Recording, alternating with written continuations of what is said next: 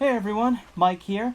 After I saw Blue Crush for the first time, I didn't really like it. So imagine my surprise when I was at Walmart and saw the sequel hiding in the $5 movie bin. Not only is this direct to DVD, but it was also released 9 years after the original. Out of curiosity, I bought it and watched it. Well, this is what I thought. So it's worth noting that after the title is where the similarities stop. None of the same actors or characters return for this movie. Sure, it's about surfing, but there's really no connection to the first whatsoever.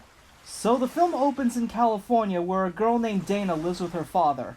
In a really distasteful exchange of dialogue, we learn that Dana's mother was a free-spirited woman who died of cancer when Dana was a child. So Dana quickly goes through her mother's old journal and decides to fly to her home country of South Africa to surf at the same beaches that she did.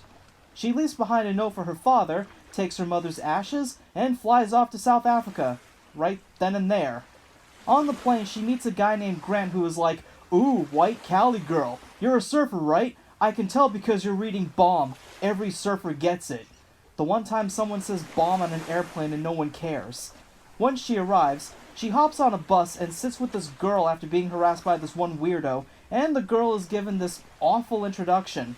She has the embarrassing name of Pushy, and then she just says, "I've never seen a white girl ride the bus before," and Dana says, "What, do you mean the front or the back?" Sorry, that was a bad joke. What she really says is, "I've never seen a black girl surfer before."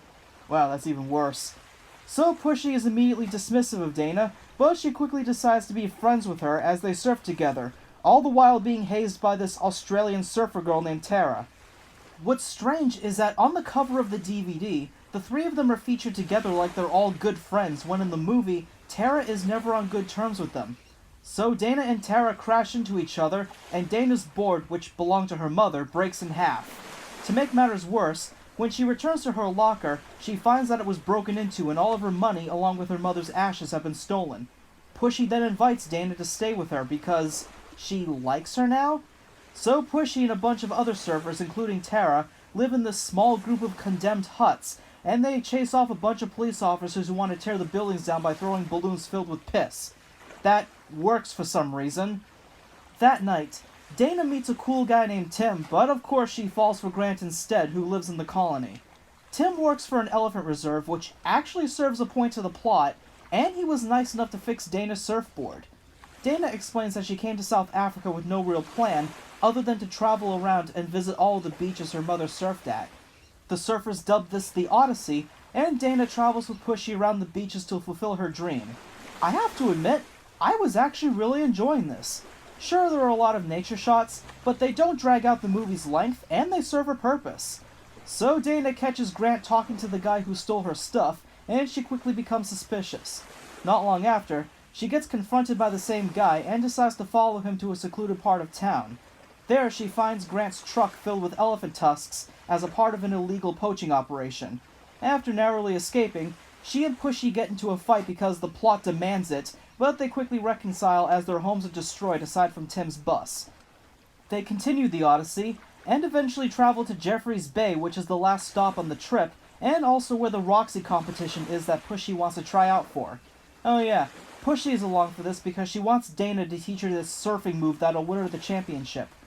So, the movie actually uses the last half hour to neatly wrap up all of the major plot threads. Tim confronts Grant about the tusks, and that gives Grant a change of heart, so he returns the ashes.